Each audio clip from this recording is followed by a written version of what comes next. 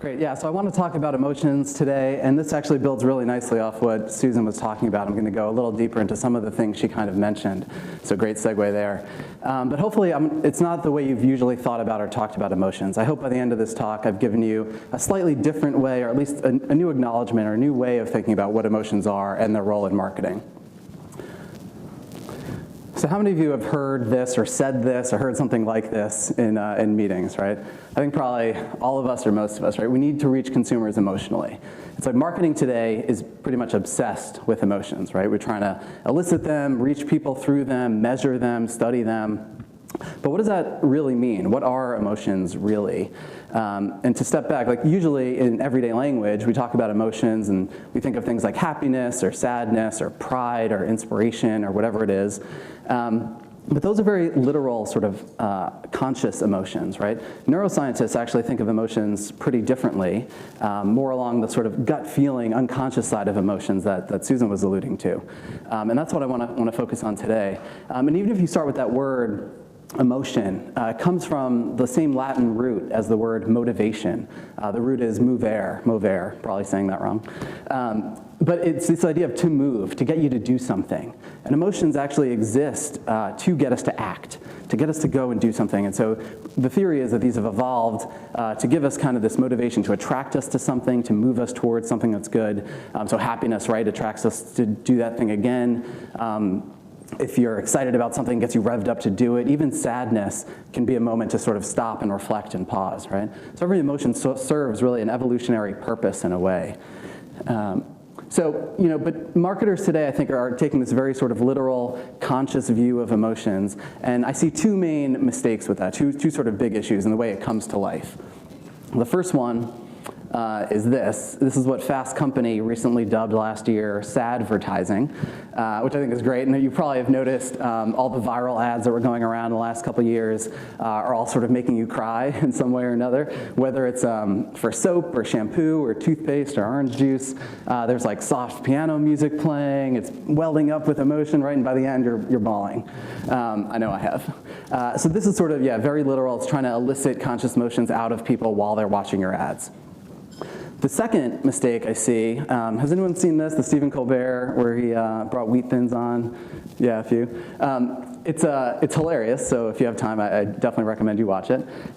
He was going to do a promotion with Wheat Thins, some kind of like branded content segment, it sounded like, but instead, he ended up just making fun of the brief that they gave him. And he kind of reads from it and quotes some things. And I think, the audience obviously cracks up because it sounds ridiculous when you read sort of internal marketing strategy documents to the outside world. But I think as marketers, we know that any one of us could have written things like this from their brief. A snack for anyone who is actively seeking experiences. Right. What is that, right? What does that mean? Or this one, keeps you on the path to and proud of doing what you love to do, no matter what that is. Yeah, and we're talking about Wheat Thins, right? A cracker. I don't know if they really do that. And consumers like that's kind of crazy, but as marketers we know we're trying to hit these really lofty, ambitious, emotional spaces with our brand documents, right? Everyone has like a brand vision or whatever it is at the top of your positioning document that is pretty lofty and usually like this. So we laugh, but I think we know that any one of us may have or have written something kind of close to this, right? So looking at it from how neuroscientists think of emotions, this is a quote from Antonio Damasio. He's a great neuroscientist out of the University of Southern California, really leading the field in what emotions really are, how they influence our decision making. And he says this: we are not thinking machines, we are feeling machines that think. And what he means by that is that we don't go through this world sort of rationally thinking our way through things, weighing decisions consciously and rationally, right? We're not Spock from Star Trek. I think we know that. But it's more that we're feeling our way through the world, that things sort of feel right or don't feel right, and we tend to act on those decisions. And that's what kind of guides us, whether we think about it too much or not. So I wanted to talk about one study Damasio has done that kind of brings this to light. This is called the Iowa Gambling Task, a pretty well-known study that's been cited a ton. I'll tell you about it quickly. So there's these 4 decks of cards. I think they did it in real life as well as sort of on the screen. This is an actual screen grab of it, terribly designed. I don't know why. So these 4 decks, and it's a very simple game. You're flipping over cards, and you're trying to win money. So some of the cards have a reward where you get money, and some have a punishment where you lose money. And very simple, you flip through, and you're just trying to get more of the cards that can give you money. But what they don't know is 2 of the decks are rigged. Well, 2 are good, and 2 are bad. And so as they're flipping through, they sort of start to realize eventually, okay, I should steer towards these decks and away from these decks. But it's a lot of cards and it's pretty random, so it's hard for your conscious mind to really keep track of these and understand, okay, these are the good ones and bad ones. And on average, it took people about 50 cards to figure out which were the good ones, right? So pretty far along. But while they're doing this, they have the galvanic skin response, which some of you might know from like neuromarketing technique, where they're measuring sort of the stress reaction to people as they're flipping the cards. And what they found was the unconscious mind was actually showing a slight stress response when reaching for those negative decks, the sort of bad decks of cards, at only 10 cards in, between 10 and 20.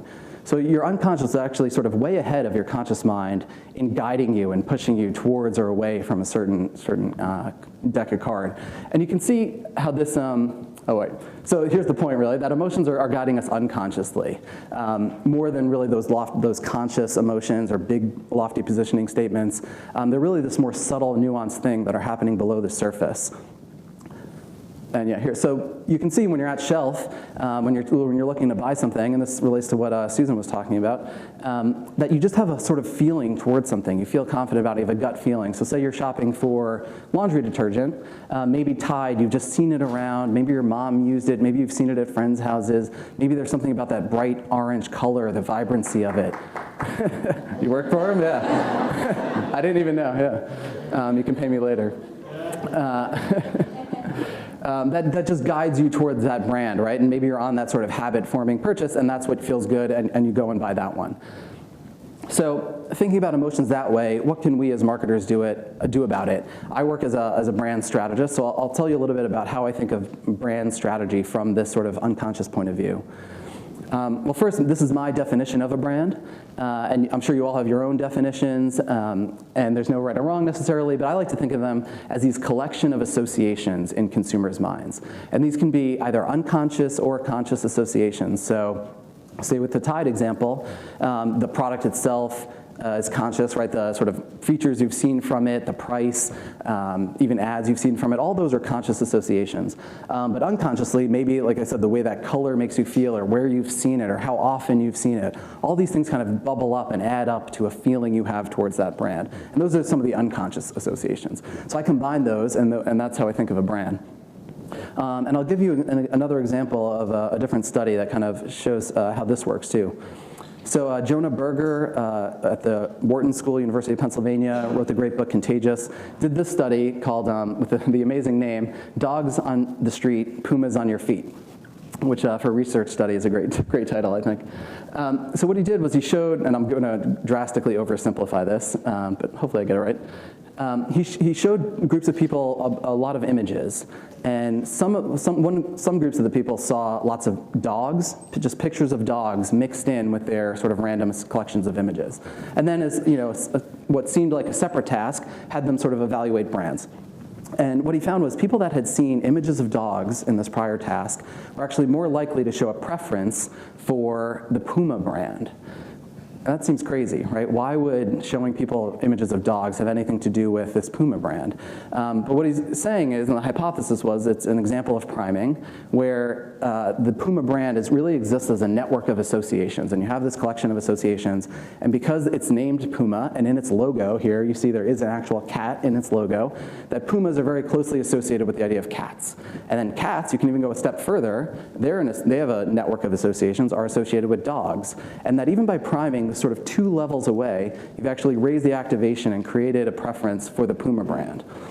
So priming sort of well known and well studied, and I know some vendors here use priming in their work. This is a great example of how you can even go further than initial associations, but prime something else a bit further out and show how that can influence brand perception. Of course, without you realizing, right?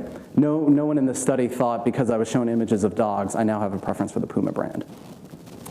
So yeah, very simple example here of how these networks kind of exist in our mind. The idea of cow would be connected to all these things that might be related to cows, and then those things would be related to things related to them, and it kind of goes out in this vast network. So really, when we're marketing, it's almost like throwing a stone into a pond, right? And the ripples kind of go outward. The activation kind of goes out, spreads outward, and activates all these different concepts. So I like to think of brands in this way. You can actually, create sort of a mind map, or what I call in my book the brand fantasy, where you can try to strategically think about what are those associations? What do I want my brand's sort of gut feel to be when people aren't really thinking about it, but how do they feel towards my brand?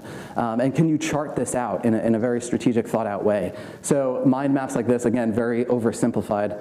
Anyone have a guess what brand I was thinking of here?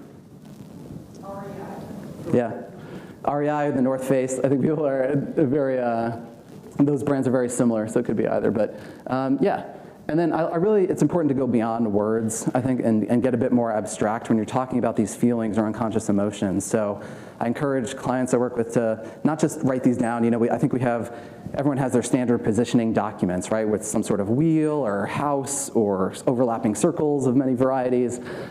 They get very sort of literal and conscious, but if we can break away from that and sort of embrace the messiness of this a little bit and say these are abstract feelings and emotions. So things like collages, mood boards, even videos or sounds or music or characters. You can even, I've worked with clients where we created a room that you walked into and elicited that feeling of a brand, or a bag of things that kind of brought to life that feeling of a brand. It can be anything, but really just getting something that captures what the feeling of your brand is. So to me, this is actually strategy. Like, this document may not look like a brand strategy. This is a brand I was working with, and you can tell just from looking at these images what this brand feels like, right? It's masculine, it's a bit edgy, it's a bit gritty, it's maybe hardcore, a little badass. And without saying any of those words, you instantly, viscerally feel that about this brand. So to me, this is a strategy document, although it may not look like a typical one. I want to tell you about a couple examples here of brands that I think are doing this well. Can you guess what brand this is? No, you shouldn't be able to. These are very abstract images that they used in their mood board. It's Warby Parker, actually, the eyeglasses brand. They, I thought, were super smart and very strategic about how they set up their brand from the start, where the founders, and they've done many interviews where they talked about this, they created a very detailed mood board and put together images, and they debated these images for apparently weeks and months, and these are two of them. So the blue-footed booby, they liked, that's the bird there, because of its sort of quirky attitude, the funny name, even its colors, the gray and blue, that influenced their logo colors and became their colors of the brand. So they liked that about it. And then the bicycles, the fixed wheel bicycle, they liked the sort of environmentally friendly aspect of it, the simplicity, the elegance of it, and these were all elements that they wanted to incorporate into their brand, right? So they created this mood board, very abstract images, and they were very serious about this is what our brand is going to feel like. And you can imagine how different that was. There were many competitors came out, something like glassesdirect.com, right? Super functional, no emotion. They, Warby didn't come out with any kind of sort of big emotional saying or any emotional advertising. They just made their brand feel this way. They imbued their brand with these kinds of feelings. The other thing I want to talk about is this idea of meta communication. So when we talk about emotions in advertising, I think we typically go towards that sadvertising type thing. We're actually trying to elicit emotions, right, and get people to feel something directly. Meta communication is more about these really subtle other things that are happening in ads that aren't a part of the main communication, but still matter a lot. So things like the lighting, the tonality, the look on a model's face, the colors used, the exact language used, all that will impart a feeling to the listener, the person that's there, viewing your ad or listening to it. So really how you say something can matter more than what you say. Robert Heath is a great researcher out of the UK who's written a lot about this. And there's a ton of studies that show that actually that feeling you get from ads can actually last way longer than maybe that rational message that we all like to test and research. So you may forget that rational conscious message, but that feeling you got from it could stay. A quick example, like here's a Forever 21 ad. It doesn't say anything consciously. It doesn't say anything emotionally. It's not an emotional ad in the typical sense, but just if I pass this down the highway, I might instantly forget it consciously. But just the fact that it's sort of spacing and the font there and the way that model is and this sort of symmetrical thing they have going on and the look in her and the sunglasses on her, that imparts a feeling about what Forever 21 is. So now maybe without even thinking about it, Forever 21 feels young, modern, fresh, hip, cool, all these things without saying a word, without telling me anything about it. So that to me, in a way, is a subconsciously emotional advertisement. Another quick example in a few minutes I have left. This is a project I was doing with Diageo and the Kettle One brand. We were trying to figure out what is driving the emotions behind Kettle One. Why are people loving this brand? And I talked to vodka drinkers who either loved Kettle One or loved Grey Goose. And on the surface, these feel like very similar brands, right? Everyone said these are for the same people. They're both premium. They're both smooth. They're about the same price point. I see them in the same places, on and on. The same. Then we dug a little deeper. We used some projective techniques, which I'm sure you guys are familiar with. In particular, we did collage building. And here we saw very different feelings emerge for these two brands. So the collages for Grey Goose were sort of sleek, cold, minimalist, elegant, premium. But Kettle One was very different. Kettle One collages were very masculine, bold, and rugged. They actually showed pictures of like boxers and muscly men and like actual scotch glasses, or like poker nights and cigars. Very different, way more like dark spirit type imagery, you might think. And we said, what is it about that? And it was actually, we kind of through probing, it's really just the look of this bottle. From a zoomed out way, it just has a more bold, robust sort of look and feel about it, the name, the font, all these little elements, the meta communication of that bottle get this feeling that it's a more masculine, bolder, authentic, real deal vodka. And we were able to build that into our strategy, and eventually the agencies ended up creating a great campaign off of that lasted many years. It was a big switch in directions for the brand. We kind of uncovered this unconscious feeling of it, and it was super powerful, and really that's what was attracting people to this brand. So just to sum up, 3 points I want to leave you with. So emotions, they don't have to be this really conscious, rational thing. They really guide us and influence our behavior unconsciously. Brands, we can think of them as this really vast, sort of messy, and I really encourage us to embrace that messiness of them. Networks in the mind, there's networks of associations. And that meta communication is probably more important than I think most of us think or give it credit for. So if you're interested, I've just written a book. It's just come out on the topic. I'll have some copies here. I go into, obviously much more depth on sort of other aspects of neuroscience, from perception, attention, memory, and decision making, and apply it to how we can sort of build brands that build off of that. So check that out if you're interested, and thank you very much. Happy to take some questions. That's great. If we have time. Well, yeah, we'll take a minute for questions. I'm sure there are some out there. Come on, someone. There we go.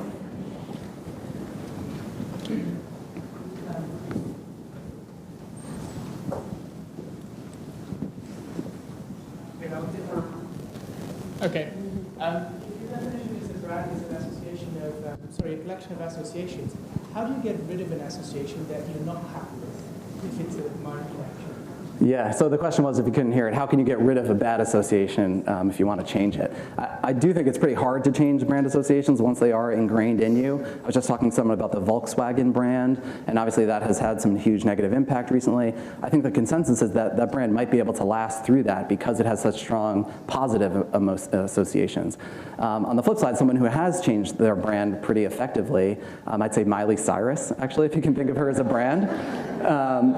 Yeah, like she was this sort of Disney cutesy princess thing, and now she's something very different, right? Yeah, I don't know what you call that, but it's not that. But she had to go so bold and do such a drastic change to change her image, right, and do all these crazy outlandish things. And I think it's almost like you do have to go pretty far in trying to change your associations if you want to change them once they're ingrained.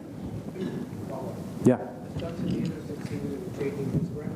The question was, has Justin Bieber succeeded in changing his brand? I don't know. I'm not a big fan, but yeah, right. Nobody is. Yeah, I don't know. The Justin Bieber brand, I think it stayed the same. It's like he sort of made fun of, people still sort of like him, but guilty pleasure. I haven't seen a huge change there. I don't know. I don't know if I'm the best person to answer that though either. Anything else on Any pop other stars? last parting thoughts? All right, I think we're good. Yeah. Thank you. Thanks so much.